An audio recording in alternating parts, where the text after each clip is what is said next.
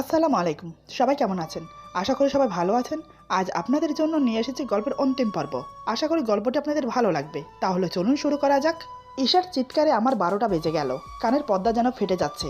হঠাৎ আমি ভয়ে ধরফরিয়ে উঠতে গিয়ে ঈশাকে ধাক্কা দিয়ে ফেলি। তাতেই হলো বিপত্তি। আমার ধাক্কার টাল সামালতে না পেরে বিছানা থেকে গড়িয়ে মেঝেতে পড়ে যায়। ঈশাকে তোলার বদলে আমি হতভ্রম হয়ে ওর দিকে তাকিয়ে রইলাম। ব্যাপারটা কী হলো কিছুই বোধগম্য হলো না। খুবই তাড়াতাড়ি ঘটনাটা ঘটে গেল।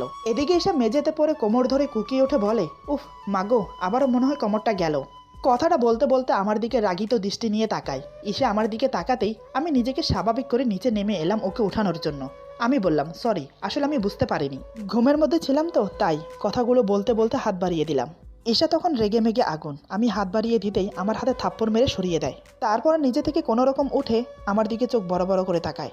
আমি কিছু বলতে যাব তার আগে এসে রাগে গজগজ করতে করতে আমাকে বলে, নিজেকে কি ভাবেন? হ্যাঁ, ইচ্ছে হলেই কাছে টানবেন, আবার ইচ্ছে হলে ধাক্কা মেরে সরিয়ে দেবেন। কি বোঝাতে চাইছেন আপনি? আমি ওর রাগ দেখে কিছুটা থতমত খেয়ে যাই। কিছুক্ষণ চুপ থেকে বললাম, সত্যি বলছি, আসলে আমি বুঝতে পারিনি তুমি ছিলে। ঈশা বলে, যখন বুকে জড়িয়ে নিয়েছিলেন তখন চোখে দেখেননি কাকে জড়িয়ে ধরেছেন? আমি বললাম, আসলে আমি তো। আমার কথা শেষ হতে দিল না। তার আগেই ঈশা বলে, একদম চুপ, কোনো অজুহাত দেবেন না। আপনার মতলব আমি বুঝি। আপনি আপনি তো বড় খারাপ লোক। কথাটা বলে হনহন করে চলে যাচ্ছে। রুম থেকে বেরিয়ে যেতে যেতে আমার দিকে তাকিয়ে বলে, দেখে নেব পরে আপনাকে আমি, মনে থাকে। কথাটা শেষ হলো না, তার আগে সজোরে মাথায় বাড়ি খেলো দেয়ালের সাথে। আসলে ও আমার দিকে তাকিয়ে তাকিয়ে যাচ্ছিল, তাই কোন দিকে যাচ্ছে সে খেয়াল করেনি। আমি খেয়াল করেছিলাম, কিন্তু আমি বলার আগে সে দেয়ালের সাথে ধাক্কা খায়। বাড়িটা খুব জোরেই খায়, সাথে সাথে মাথা ধরে নিচে বসে যায়। আমি ছুটে গিয়ে ওর পাশে মেঝেতে বসে বললাম, খুব লেগেছে না? একটু দেখে চলতে পারো না? ঈশা হাত দিয়ে মাথা ডলতে ডলতে বলে, সব আপনার জন্য হয়েছে। আপনাকে তো আমি পরে দেখে নেব। আমি বললাম, যাহ বাবা, আমি কি করলাম? তুমি তো আমার দিকে তাকিয়ে যেতে যেতে বাড়ি খেলে, এখন সব দোষ আমার? ঈশা বলে, তা নয় তো কি। প্রথমে তো আপনিই শুরু করলেন, ধাক্কা মেরে ফেলে দিলেন খাট থেকে। এখন আপনার দিকে তাকিয়ে যেতে যেতে মাথায় বাড়ি খেলাম। এটা তো আপনার জন্যই হয়েছে। আমি ওকে শান্ত করার জন্য বললাম, ঠিক আছে, সব দোষ আমার, তার জন্য সরি। এবার হয়েছে, এখন ওঠো। ঈশা বলে, থাক, আর দরদ দেখাতে হবে না। এতক্ষণ ধরে ওর কথা শুনে যাচ্ছি, ওর কথায় হাঁ পুরাচ্ছি, কিন্তু মেয়েটি বেশি কথা বলে। কতক্ষণ নিজেকে কন্ট্রোল করা যায়? ধৈর্যের বাঁধ ভেঙে গেল আমার। আমি চেঁচিয়ে বললাম, এই অনেক হয়েছে তোমার বকবক। তোমার সব কথা সহ করি বলে মাথায় উঠে বসেছ। কিছু বলি না বলে কি ভেবেছ আমি কিছু বলতে জানি না? সবসময় আমাকে মেজাজ দেখাও, আবার আমাকে থাপ্পড় মারো। তোমার সাহস দেখে মাঝে মাঝে আমি অবাক হই। ভেবেছিলাম সময়ের সাথে সাথে সব ঠিক হয়ে যাবে, কিন্তু না, দিন দিন তোমার সাহস বেড়ে যাচ্ছে। কি ভাবো তুমি আমাকে, কাপুরুষ? চুপচাপ তোমার কথা শুনি বলে যখন যাইছে বলে যাবে, যাইছে করে যাবে। এবার থেকে আমার কথা না শুনলে না, একটা থাপ্পড় মেরে দাঁত ফেলে দেব। এখন ওঠো, খাটে গিয়ে বসো। আমার ধমক খেয়ে ঈশার চোখে জল টলমল করছে। চোখের পলক পড়লে জল গড়িয়ে পড়বে গাল বেয়ে। সে অবাক হয়ে আমার দিকে তাকিয়ে আছে। বিয়ে হয়েছে পর্যন্ত এমন মেজাজ দেখে বা ধমক দিয়ে কথা কখনো বলেনি। আজ হঠাৎ আমার আচরণে ঘাবড়ে যায়। আমি দেখি ঈশা চুপচাপ বসে আছে আমার দিকে তাকিয়ে। আমি বললাম, কি হলো, কথা কানে যাচ্ছে না? উঠে বিছানায় বসতে বলেছি, কিন্তু না, তারপর আমার কথা শুনছে না। এবার আমার মেজাজ গেল গরম হয়ে। আমি কিছু না বলে ওর হাত ধরে টেনে নিয়ে গিয়ে বিছানায় বসালাম। আমি বললাম, এখানে চুপচাপ বসো, একটু নড়েছো তো খবর আছে। এই বলে কপালের দিকে তাকাতেই দেখি কপাল অনেকটা ফুলে গিয়ে লাল হয়ে গেছে। আমি দেরি না করে বেরিয়ে চুমকিকে বললাম আইস নিয়ে উপরে আসতে। আমার কথা মতো চুমকি কিছুক্ষণ পর আইস নিয়ে উপরে আসলো। আমি একটা রুমালের মধ্যে আইসগুলো রেখে ঈশার কপালে চেপে ধরলাম। প্রথমে ঈশা একটু ব্যথায় কুকিয়ে ওঠে, পরে আমার মুখের দিকে তাকিয়ে চুপ হয়ে যায়। কারণ আমি চোখ ছোট ছোট করে ওর দিকে তাকিয়ে আছি। আমার চোখে মুখে রাগ ফুটে উঠেছে স্পষ্টভাবে। ঈশা করুণ সুরে আমাকে বলে, আপনি এত রেগে আছেন কেন আমার উপর? আমি বললাম, তো কি করব? তোমার উপর রাগ না করে তোমাকে কোলে নিয়ে আদর করব? তুমি নিশ্চয় সেই কাজটাই করেছো যার জন্য আমি তোমার উপর রেগে আছি। ঈশা বলে, আমি আবার কি করলাম? আমি তো ব্যাস। ওর কথা শেষ হবার আগেই আমি বললাম, চুপ, একদম চুপ, একটা কথাও বলবে না। আমার কথা শুনে ঈশা একদম চুপ হয়ে গেল। আমি আরও কিছুক্ষণ আইস ধরে রাখলাম ওর কপালে, তারপর হালকা মলম লাগিয়ে দিয়ে বললাম, নিচে যাওয়ার প্রয়োজন নেই, এখানে শুয়ে থাকো। আমি চুমকিকে বলে দিচ্ছি নাস্তা দিয়ে যাবে। এ বলে আমি চুমকিকে বলে দিলাম নাস্তা উপরে দিয়ে যেতে। এভাবে মান অভিমানে আরও বেশ কিছুদিন কেটে গেল। আমি এখন অনেকটাই সুস্থ।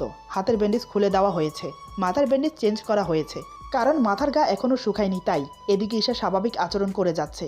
এমন মনে হচ্ছে যেন কিছুই হয়নি, আর ওই ঘটনা নিয়েও কোনো কথা হয়নি। কিন্তু আমার মনে বেজায় দ্বন্দ্ব। ওর স্বাভাবিকটা আমার বোধগম্য হচ্ছে না, তাই ভাবলাম আজ রাতে ওকে জিজ্ঞেস করব। পুরো দিন কেটে গেল টুকিটাকি অফিসের কাজ করে। আসলে আমি ঘরেই বসে এখন অফিসের কাজগুলো করি। শরীর এখনও দুর্বল বলে অফিসে যাই না। রাতে খাওয়া দাওয়া করে সবাই যার যার রুমে চলে গেল। আমি রুমে বসে বসে ঈশার জন্য অপেক্ষা করছি। বেশ কিছুক্ষণ পর ঈশা রুমে আসে 2 কাপ কফি নিয়ে। আমাকে 1 কাপ কফি দিয়ে অন্য কাপ নিয়ে আমার সামনে বসলো। আমি কফিতে চুমুক দিয়ে বললাম, তোমার সাথে আমার কিছু কথা ছিল। ঈশা বলে, কি কথা বলুন। আমি বললাম, চলো ছাদে যাই। ছাদের কথা শুনে ঈশা চেঁচিয়ে বলে, না না, একবার ছাদে গিয়ে কি হয়েছে মনে নেই? এখন আবার ছাদে গিয়ে আরেক বিপদ বাঁধাতে চাই না। আমি বললাম, আরে ঠিক আছে, ছাদে যাব না, তাহলে বরং চলো বারান্দায় গিয়ে বসি, কি এতে কোনো আপত্তি নেই তো? ঈশা বলে, না চলুন। তারপর আমি আর ঈশা বারান্দায় গিয়ে বসলাম। দুজন বসে বেশ কিছুক্ষণ নীরবতা কাটালাম।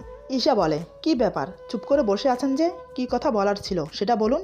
আমি বললাম, বলবো, তবে আমার কথাগুলো সিরিয়াসলি নেবে, মজা একদম করবে না আমার সাথে। যা বলবো তার উত্তর সত্যি সত্যি দেবে। ঈশা বলে, ঠিক আছে, চেষ্টা করব, তবে আপনি কি বলতে চাইছেন? আমি বললাম, দেখো ঈশা, আমাদের বিয়েটা কোনো খেলনাভাবে হয়নি, সব ফর্মালিটি কমপ্লিট করে সত্যি সত্যি বিয়েটা হয়েছে। ঈশা বলে, সেটা তো আমিও জানি। আমি বললাম, হ্যাঁ তুমি জানো, বাট এখন সমস্যা হচ্ছে অন্য জায়গায়। দেখো, আমাদের দুজনের মাঝে একটা দুর্ঘটনা ঘটেছে, যা তুমিও জানো আমিও জানি। সবকিছু ক্লিয়ার যে আমি সেই লোক যে তোমাকে ধর্ষণ করেছে। দেখো, কিছু মনে করো না আমার কথায়, কথাটা বলতে বাধ্য হচ্ছি। এখন আমার প্রশ্ন হলো, তুমি জেনেও কোনো অ্যাকশন নিচ্ছ না কেন? আমাকে দেখে তোমার রাগ হয় না, ঘৃণা জন্মায় না? আমাকে দেখলে পুলিশকে ধরিয়ে দিতে মন চায় না?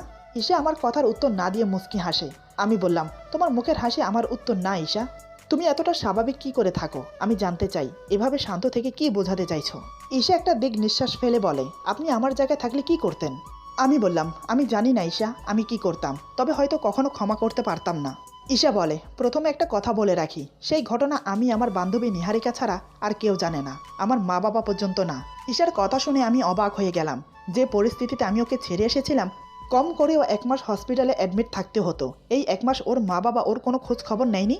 ঈশা আমাকে অবাক হয়ে তাকিয়ে থাকতে দেখে বলে, এই কথা শুনে নিশ্চয়ই অবাক হচ্ছেন। মানে আমার বান্ধবী ছাড়া আর কেউ জানে না, সেটা কিভাবে হতে পারে, তাই তো? তাহলে বলি শুনুন। সেদিন হসপিটালে অ্যাডমিট হওয়ার পর সারাদিন আমার চিকিৎসা চলল। মোবাইলের প্রথম সিরিয়ালে নিহারিকার নাম্বার ছিল, তাই পুলিশ নিহারিকাকে আগে ফোন দেয়। ফোন পেয়ে নিহারিকার হাজব্যান্ড এবং ওর বড় ভাই ছুটে আসে হসপিটালে। ততক্ষণে আমার জ্ঞান ফিরেছে, সারা শরীর জুড়ে ব্যান্ডেজ করা। আমার এই অবস্থা দেখে নিহারিকা কান্নায় ভেঙে পড়ে। পুলিশের কাছে শুনেছিল আমাকে রেপ করা হয়েছে, এটা শুনে ওর মাথায় আসমান ভেঙে পড়ল।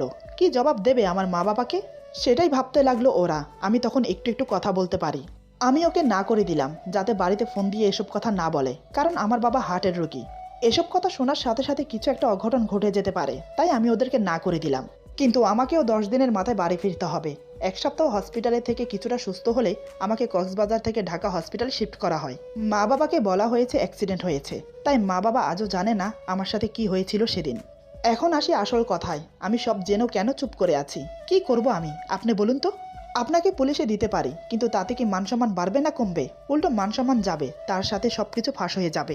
যে সম্মানটুকু বজায় রেখে বেঁচে আছি এখনো, সেটাও ধূলিসাৎ হয়ে যাবে। তখন আপনার মা বাবার, আমার মা বাবার কি পরিস্থিতি হবে ভেবে দেখেছেন? তখন পারবেন সবকিছু সামাল দিতে? আর বাকি রইল রাগ বা ঘৃণা। আপনার সাথে রাগ করে কি লাভ হবে বলুন তো? আমার যা হারিয়েছি তা কি ফিরে পাবো? যে কষ্টটা আমি পেয়েছি তার কি কোনো লাঘব হবে? আপনাকে ঘৃণা করব কিভাবে? আমাদের বিয়ে হয়েছে, বছর হতে চললো, একই ছাদের নিচে একই ঘরে একই বিছানায় দুজন থাকি। আপনি চাইলে আমাকে জোর করে যা ইচ্ছে করতে পারতেন, কিন্তু আপনি সেটা করেননি। আমাকে আমার সম্মানটুকু দিয়েছেন, 2 হাত